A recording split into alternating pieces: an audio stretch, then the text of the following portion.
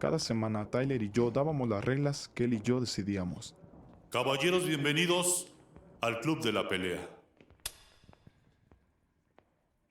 La primera regla de este club es: no hables del Club de la Pelea.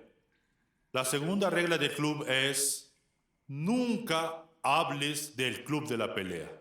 La tercera regla del Club de la Pelea: si alguien grita alto, está bien, se acabó. La pelea terminó.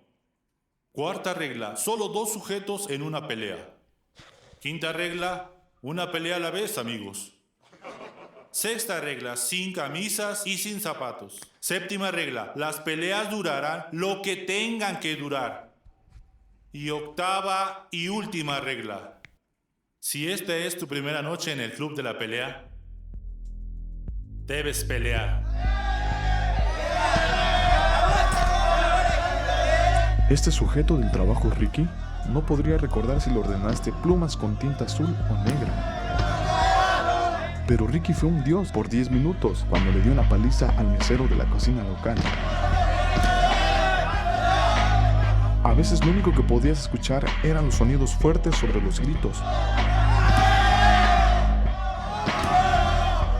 El asfixia húmeda cuando alguien toma su aliento y grita.